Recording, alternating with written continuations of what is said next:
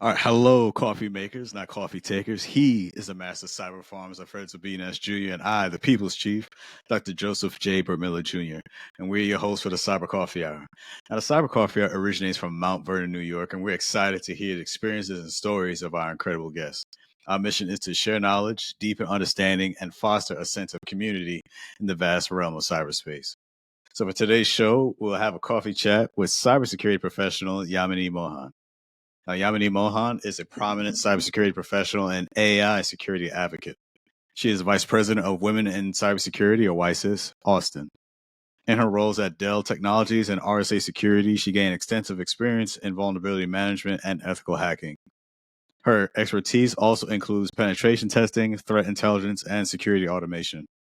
Yaamini has been honored with several awards, including Cybersecurity Woman of the Year, the SANS Difference Maker Award, and the Cyber Jutsu Rising Star Award. Yaamini is committed to mentorship and community building, particularly in supporting women and underrepresented groups in cybersecurity. She actively engages with platforms like Ask Me and TopMate.io to promote diversity and inclusion. As a regular conference speaker, Yaamini shares insights on AI-driven security automation, ethical hacking, and cloud security challenges. She highlights the importance of continual learning and collaboration and staying ahead in the cybersecurity field. Yaamini aspires to contribute to a more intelligent and resilient digital future by bridging the divide between AI and security. Yaamini Mohan, welcome to the Cyber Coffee Hour. Thank you. Thank you. That was some very cool intro. Thank you. Yes. We try. Yeah. Well, no, it's definitely we're definitely grateful to have you on the show for today. So we'll just go around the virtual room. So starting with, I guess, first Yaamini, just how you been and how things been going, especially during this weekend. Awesome. Things have been going really good, really busy, which I'm very fortunate for. A lot of travel. And I'm glad we got time to do this today. In spite of being extremely last minute, I'm glad we have the opportunity and the time to do this today. And I'm glad to be here. Thank you. Awesome. Alfredo, how you doing, sir?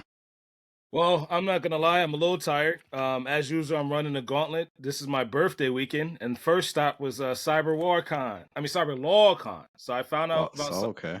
Yes, I found out about Cyber Law Con after being an attendee for 2 times in Cyber War Con.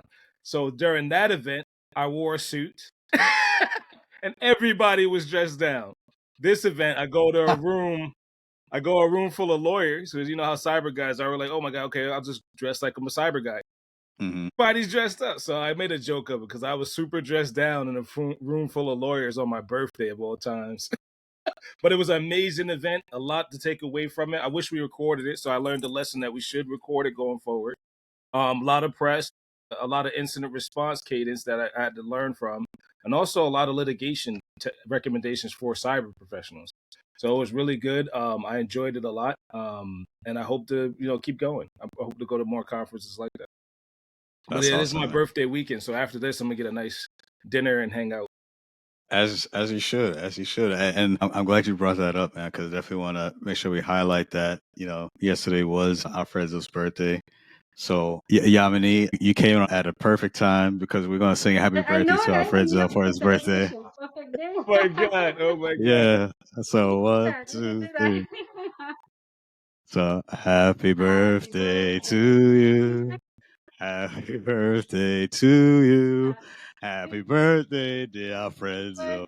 Happy birthday to you. Yay! There you go. I'm glad it was this episode. I'm a happy 29 years young. There you go. Borrowed that, But yeah, thank you Awesome. guys. Thank you. Awesome. Another year that the light stayed on, Yeah, man. For sure. And then for me, yeah, just of course, where everyone just hearing what's going on. If you just watch the news, you know what I'm talking about. So I'm not gonna go too much into specifics, but if you know, you know. So leave it at that. Just dealing with that, and also just maintaining. Still keep myself on the study mode. Just like I said, CISP study mode, trying to rebound and learn from try to strengthen those weak areas. I will say, since then, a lot of folks have reached out. I definitely appreciate the cybersecurity community. A lot of folks have reached out, offered help, and providing different you know, just providing different ways that they wanted to assist and help me get there. So I think that's really the beauty of the cybersecurity community as we look to help each other, lift each other up. I think that's a great thing. 'Cause I ain't gonna lie, we're not gonna act like it's always great. There's a lot of gatekeeperish stuff and all that type of thing, but it is nice to see the good side of it too. So I definitely appreciate it. So that's good. 100%. So let's plug your study hall too. I have to admit that's an underutilized resource. We probably join you over there too and jump in because that's a very heavy cert in industry. So you're right. It's definitely a recognized cert and it's very heavy to study for. So I definitely want to plug that in and join you on your study hall adventures as well. Well, the door is always open, so I appreciate it. All right, so we'll go ahead and get started. So, Yaamini, my first question here. So, what inspired you to pursue a career in cybersecurity, and how do you see the field evolving with the integration of AI? When I started off with cybersecurity, because I had a course in my undergrad, I was always math nerd. You can call me a math nerd. I love doing math to an extent where if I had some spare time, I would sit down and pull out my math book and I would start solving a question. So that's how crazy I was about math. And so Nice. one course on cryptography in my undergrad, and you know the similarity, right, with cryptography and math. Right. That's what piqued my interest. And then I think I had a course on information security that was a more holistic view, network security, cloud security, and all that. But yeah, that's definitely where my interest started. And then I wanted to make a career out of this, and I wanted to study further. And so this was back in India. I did my undergrad in India, and I wanted to study further about this. And back at that time in 2019, there were not a lot of universities that were providing dedicated master's course in cybersecurity.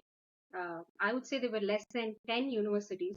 It was mostly masters in computer science with a specialization in cybersecurity. That's how it was. Yeah.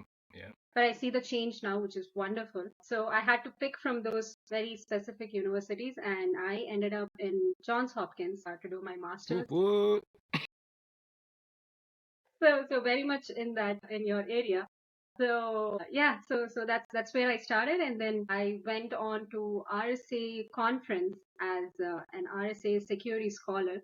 They picked two scholars from universities, and luckily I was one of them. And yeah, that got me an internship, and then that started the entire journey. And there's been no turning back since then. That's awesome. Awesome. Very Awesome. cool. And to add to the second question that you asked, how I see AI integrating with cybersecurity, it's everywhere. Everybody's talking about it, and that's Right. it's for the good. I see tremendous potential and growth with integrating AI in security, especially where there's a lot of manual work. There's potential to automate all these manual work when it comes to it can be reporting or going through tons and tons of document to find out one information. Um, or reducing all the noise and focusing on what is most critical for your organization. AI has a lot of potential, especially now with the rise of AI agents. The agentic approach is going to help automate a lot of this work. I see that happening in a lot of other parallel fields, and it has great scope to do that in security as well. And since I work mostly in vulnerability management and cloud, I deal with a lot of these alerts, and I see scope for AI agents to help reduce all that noise to be able to focus on what's required. I see a lot of startups focusing on this. So yeah, I see great potential going forward. That's great. Awesome. There's definitely integrations in other sectors as well, for sure. Yeah. So I like to jump into our next question too. Can you share some of your most impactful experiences as a mentor and advocate for diversity in cybersecurity? How do you believe these efforts are shaping the industry today? So the most significant would be so I've worked with some of my mentees for years now, and to see them go from university students to get an internship and then to be a corporate professionals, it's like seeing your child grow. It's a nice feeling to see them reap the benefits of all that and to be a full grown adult. And definitely the relationships that you get out of this is amazing. It lasts for years and years. And the same thing goes for me in reverse. I've had mentors through every phase of my career whom I am still in touch with, and I keep them updated. So as long as you find a mentor that you click with, it might not be the most qualified mentor or the one with the most certifications, the one with the most salary. I don't think any of that matter. What matters is, do you guys click? Do you guys have that Right. wavelength of where you see the similar goal? Then you've struck gold. So it's great. And how I see this helping the industry is, so there is a lot of workforce shortage in cybersecurity right now, as all of us know. And it's close to, I think, 4 million professionals that there's a shortage of close to 4 million professionals. And I believe that such initiatives of mentoring or DEI and all that will help shorten that gap. It's not going to make a tremendous difference, but it's at least going to help propel the industry in that direction, is what I feel. Just a little bit of what I got from the industry, giving back to the industry on what I got. Similar to Right. what Joseph had mentioned, like the security industry has always been very kind to me. I always felt part of it. So this is me giving back to the industry. Awesome. I And like you got it. so I was just gonna say, I really love what you said, Yamini, especially in regards to mentorship and really the importance of mentoring. And one thing I even add, I'm sure you may agree, Yamini, that when you are seeking out mentors, yeah, as you mentioned, they don't need to have the all the top accolades, this and that, but also you want to. I think it's also important that you have multiple mentors who may have served different purposes, or even for like different stages of your career, having a mentor, because not everyone is going to know everything. True. Just having that realization. But yeah, so when you have a mentor that may specialize, in one area, you learn from that person. Then you have another mentor specialized in a different area, you learn from them. Yeah. So everyone is still equally important, but each mentor will serve a different purpose for you, depending on like what stage of your career you're in. But overall, this mentorship as a whole is definitely important. I'm glad that it was definitely a benefit for you, because it does matter. Yeah. And 100%. sorry, Oh, quick shout go out. ahead. Joseph is one of the top 50 mentors in cybersecurity in the US. So Nice. anybody wants We're a talking about the mentor. top mate. Yeah. Nice. I almost forgot where I was going to go with that now. Oh, yes, you're right. So direct mentorship has been a very difficult thing in this field, right? So I like to hear mentorship, because for me, it's very difficult to get direct mentorship. So a buddy of mine would say, well, why don't you train people in mentorship and how to lead and how do you lead yourself? That's Right. So a interesting. lot of that came up a few years ago, where I'm reconnecting, like you said, for years with people that I might have been on my team or I might have worked in escalation with. Well, now we're hands off keyboard, because I don't want to be the single point of failure. To Dr. Joseph's point, as a mentor, I don't want to be the only one that's the subject matter expert, and then no one gets any other skill set besides Linux, let's say, for example, right? So I don't want to be that person to say, hey, just come to me. If I have a leadership gap, I'm going to refer you to someone I've seen in industry, and we're going to cross train. And I love that the trainer moment, because now I know how to train. Yeah. Right. Through that experience of finding folks from my mentees and reversing and saying, well, what challenges do you have? Because I might have them too. I can go out and find another trainer to bring us up. And especially, like you said, the only way I actually agree with you that the workforce is going to the gap is going to close is by raising all boats. Yeah. Right. The only way is that the gaps are going to be closed is if we have a team of Linux folks, a team of network security folks. It's not going to always be this stacked ranked team, right? Everyone's going to spread out and kind of bring the industry up. Software engineers, right? IDS and SOC folks, right? We all have to raise the boat in the industry, because there's definitely a noticeable gap. The second thing I like from what Dr. Joseph said is I don't know everything, regardless of how much books I read and how late I stay up at night. There's still things I don't know in software engineering after 10 years of doing this. So I'm going to go find a mentor, and we're going to cross train to get more folks through that route into cybersecurity. Right. Because a lot of times you don't hear developers wanting to do those type of roles until they know that they're going to match up in cybersecurity somewhere. So it's definitely a received. And so now we kind of touched on it too. How do you balance the technical elements of your work with your responsibilities in community building and promotion, including cybersecurity? Yeah, before I answer that, I wanted to add to what you had just mentioned previously. I think it's very true that we learn from our mentors. I think we also learn from our mentees because these guys are 100%. also Yeah. Oh yeah. constantly Oh, learning. yeah, absolutely. Yeah, like I think I've learned more in the process of trying to educate my mentees because I need to be on top of this. So I sit and do a lot more research, understand it in depth, and it's you get to learn from them. And I've also noticed that mentees who are mentored go on to become mentors again. They train the next set of people. Right. So it's like a chain reaction. So yes, I can go all day. I can talk about mentoring all day, but let me answer the question that you asked. How do I manage time? I am not the right person to answer this question. I'm not good at it. I work all day, every day. There is no concept of weekend. There is no concept of a day off, which is not healthy. You should take Team a no day days off. We got to get sleep in somehow because that's not Yeah. good. But Yeah. yeah, team no sleep. But so yeah, none of us are fit to answer that question, I guess then. So, but I would say you should take time off. You should have down days so you can come back more effective and be more productive at work. Some things that have worked for me to make sure that I accomplish what I have to do is by using techniques like the Pomodoro method, where you stay laser focused for like a short burst of time, like 25 minutes, and then you take a break for 5 minutes. So you accomplish whatever it is that you want to accomplish in those 25 minutes with no distraction, no phones, no devices. And another thing that's worked is to have my to-do list written down for the day.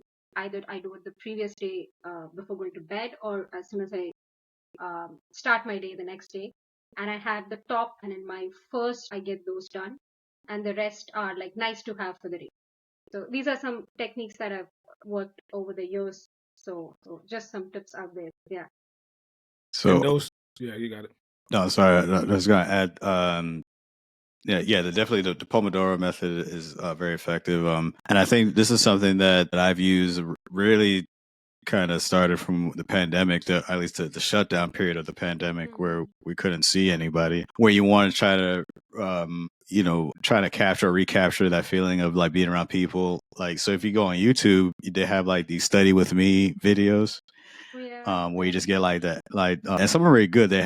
So they integrate the Pomodoro method into it. So they have like time sessions, but you just, so like there's one person, just for example, like they maybe sitting in a coffee shop. So you hear all the sounds of a coffee shop, like maybe in New York or wherever, but they have the timer. So they do it for like maybe 25 minutes, half hour, whatever the case is. And yeah, you just get yourself in the mode as if you're there, but then you focus on your work and, you keep going. So yeah, I mean, I just say that to say there's different ways of accomplishing that work to stay focused. So I definitely agree with you, Yaamini, in your approach. Yeah, and I dropped a link in the chat live. I had never heard of this method, so I actually looked it up. So I'll take that mentoring note. I didn't know about this method. It probably will help me in the future because I had to look it up really quick and drop it in the chat. The issue with me is I get distracted the minute I get a ping, and people keep pinging you all day long. So I move from task to task. End of the day, I'm not done with anything. So that's when I came up with this. It's effective. You should try that. Very nice. Let me know how that goes. And so that particular method helps you in your community building activities. Everything you use, does it also help you build with promoting like cybersecurity strategy by any chance? Yeah. So whatever the task is, like I mentioned, I brainstorm and I have it written down. But where I found it challenging was to get the task done. So that's when I use this method to just focus and sit and get it done without having any distractions around me.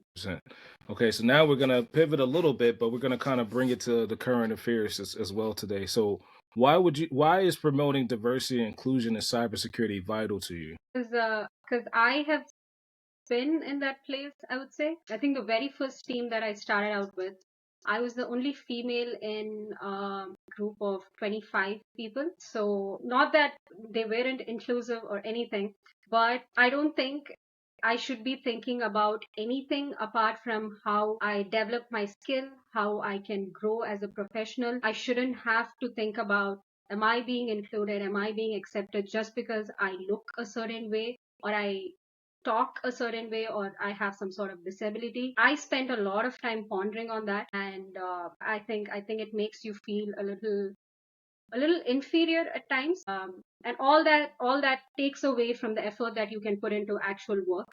So Right. I wouldn't want anybody else to feel that just because they're of a certain race, gender, whatever it may be. I don't think it's worth anybody's time to ponder over that. So I try my best to make people feel included and to not think about all this, and that if you are skilled enough, if you are capable enough, nothing is going to stop you. You should keep working and you should keep going forward. So it's very personal to me, and there are a lot of wonderful leaders who are promoting this out there. And I would say I have been inspired by them, and I'm just following the path that they've set out. Like there's Olivia Rose, there's David Meese, and Mm. he's written a book about women in the security field and women leaders in the security field, in fact. And so Right. many more people. I can keep going on and on. There's so many people who are doing wonderful job. Lynn Dom from the WiCyS chapter. Yamini, if you can, go ahead and provide us those links and Will do. references in the chat when you get some chance. We'll include them in our show notes. I'm gonna say story notes. For sure, for But sure. but I completely agree with you. I think seeing and hearing what you said, the part that we don't really dial into is the equity we bring because of diversity and inclusion. Mm-hmm. I always said it for years, even off camera, right? The hardest thing about this industry is not just getting in, it's staying in and getting invested in, and value. And inclusion comes from, now that folks see me in, I bring a personality and value equity that hasn't been seen in the industry. And I use that from the private sector side because a lot of it is, some folks want to say it's money related, these things and that, but it's also adversity, right? I've overcome adversity, and all of us that look a certain way, sound a certain way, we all overcome the adversity to get in the industry. So why not stay and add equity and value while we're here? And then folks see that and they say, oh, I want to join too. I want to be included too. I want to partake in this evaluation and the equity rounds, the literal equity rounds that change people's lives. Right? So that's what I had to learn, especially over the years now, because it seems like it's a moving target. I hate saying that, but it seems like it's being adversely politicized. I'll just say that. I don't want to get into too many comments, but it's being politicized where you don't realize how hard it is to stay in this industry as it is without these tense moments. True. Yeah. I completely agree. Just to add to that, I firmly believe in diversity and inclusion.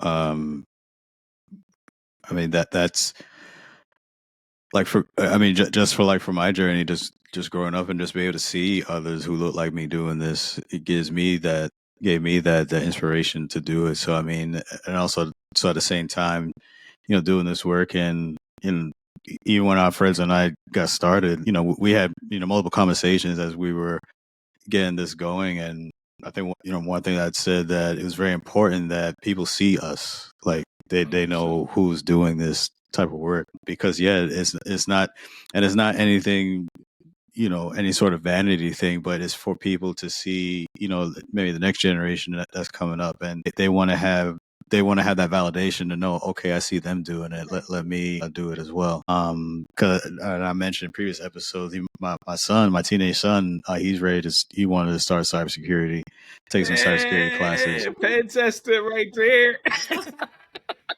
Welcome to the group.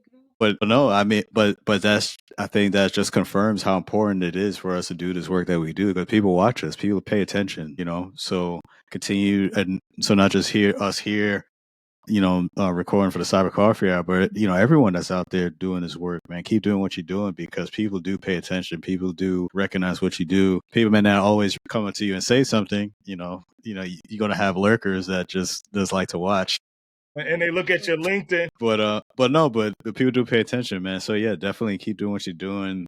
To everyone out there, like I said, because you never know, you are inspiring the next generation that's coming up. So the work you do, it does matter. It is important. It is important that we have diversity and inclusion equity amongst all ranks, no matter like where you are, government, private, whatever the case is.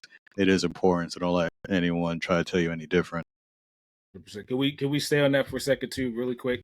I noticed something now that we've been doing this for a while. The other thing is, I remember when we started founding, we said, "Hey, we felt like we were by ourselves."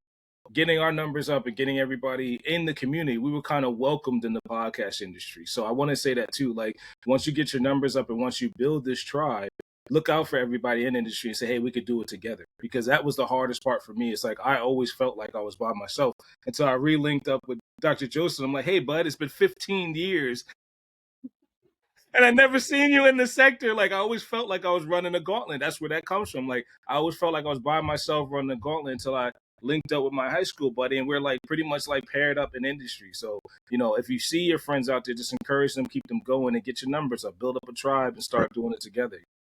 Right. Absolutely. So, Yaamini, what are the key opportunities and challenges of merging AI with cybersecurity, and how can professionals prepare themselves for these changes? I think I already spoke about the opportunities that we have with AI. I want to dial down on the challenges that we're facing because I feel like there is a lot of resistance in the security industry specifically when it comes to adapting AI for good reasons. They worry about the safety, the security of their data, how the process are being handled. To me, it sounds like how people were thinking about cloud a few years ago as to we're not going to be using cloud. We're not going to be putting our data in cloud because we don't know how secure it is. But you can't do that today. It's been a few years and 94% of organizations around the globe are using cloud in some way or the other. And it's projected to go up to 95 this year. So this isn't something that you can get rid of. I'm pretty sure everybody uses AI in some form or the other already. And the tools that you're using are eventually going to start incorporating AI. So there's no escaping this. But the smart thing to do would be to get ahead of the wave, to start adapting earlier and to reap the benefits of that. One way you can do this is so all this is mostly happening through AI agents, like I mentioned, which is built on the most famously available foundation models. It could be OpenAI, it could be the new one, DeepSeek, but it's all IP that's being built on these foundation models. And if you can familiarize yourself and understand how these foundation models are dealing with your data at rest, data in transit, how it's being vectorized, if you can understand the security aspect of that part, then the IP that's being built on top of that is mostly industry standard. They follow industry standard security practices, so it's not going to be that difficult. So getting yourself familiarized with how the tool works inside and out will be able to give you that comfort and make you feel secure and easier to adapt it. And there are a lot of courses out there by MIT and Stanford that are talking about how these models are built and how these models work and how they integrate with your system to get the vectorized data. I can share the link post the episode, but getting yourself familiarized with that will definitely help and will remove that roadblock in adapting AI. Right. I wholeheartedly agree. I mean, I think that's just the case with us humans in any sense. Like we're afraid of what we don't understand. So the more we have that understanding and have that knowledge, now we would be more at ease. Okay, now we can see how we could utilize. We maybe take a step back and look at your current processes and see how maybe there's some things that we could use an AI tool to help improve the things that we do. So no, I definitely agree, and I think it's important, especially as we, just any cybersecurity professional. You already know when you sign up for this, you're going to be studying pretty much till you get out. So if you retire, right? right, So I'm right there with you. I'm 100% a part of the Skynet rebellion. So my gaps in AI and AI security, to Yaamini's point, would be to say less cross-train and pen testing AI. So a lot of folks are trying to say that that's the next wave of machine learning operations. And ideally, they're just applications under the hood. The big data applications, buzzwordy stuff. But to your point, we should be closing that gap as professionals because somebody could, maliciously leverage these tools as well. So the gap that I see, and this is just like the 10-year gap with cloud, is the machine learning operations offsetting cybersecurity operations or bypassing them. So 100% it goes to what we're using and merging with AI, but also protecting it and protecting those that use it. So that's a very good point. So we have cybersecurity professional Yaamini Mohan here on the Cyber Coffee Hour, part of the Alive Podcast Network. As we get ready to shift gears a bit, learn a little bit more about Yaamini and her insights within the field, and maybe just learn a little bit more about stuff she likes to do outside of work. So looking forward to that. So Yaamini, so in your estimation, and I know we've talked pretty much a great deal as pertains to AI, but what do you feel is the most significant emergent threat in cybersecurity today, and how should organizations prepare for them? So I would say it would be the reverse of what we spoke so far. We spoke about how we can integrate AI to protect ourselves, but I think the most quickly emerging and the most dangerously emerging threats are the adversaries using AI, which is happening in they're pretty quick. They are able to craft and launch extremely creative malware using AI, and the only way we can defend ourselves is to use the same speed using the same weapon. We can use AI to defend ourselves against those malware. So I see adversaries using AI to craft all these, like the pen testing that you spoke about. They are using AI to launch attacks, to hack into systems, which happens in a much quicker speed. Like imagine using an AI powered tool to do brute force. It's going to be much quicker than the existing tools to do brute force, because it's going to generate like millions of passwords within no time. So the only way I see ourselves defending against this is by incorporating AI in our defense system, in our defense line. You make another good point, Yaamini. Like on alignment to staying up late at night, how do you can't offset that particular tool as a human being, right? So a lot of the scope creep or mission creep, depending on where you are, is how are folks weaponizing that to bypass the controls? Like you said, even some of the common cloud environments are now catching up to the idea that AI can be weaponized. Now, I don't like saying that because I played too much video games in my past. But it is definitely a weaponization to all of the techniques of the last 20 years, even 40 years, right? Let's just go back to 2 generations. We're in a new generation where those techniques are highly automated already, right? The models already exist, and you have to stay up pretty late to defend against them if you're a human being, right? So that's an excellent point, Yaamini. So Yaamini, what key challenges have you faced on your journey to success, and how did you overcome them?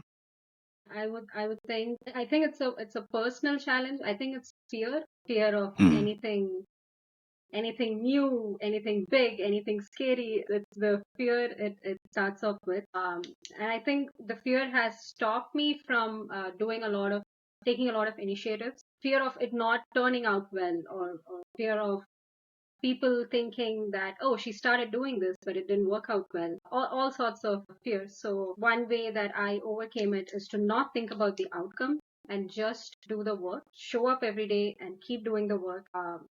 It's one day at a time, and it will, so far, it's not ended bad. It's always taken me to a good destination. Even if that's not something that I planned as the outcome, there would be an opportunity to start something else. So fear has been my biggest setback, and the way I deal with it is just doing the work. Show up every day and do the work. I think that's a great way, as you mentioned, is saying using fear. You're pretty much repurposing fear, so you're not paralyzed by fear, but you use it as a motivator. So I think that's pretty cool.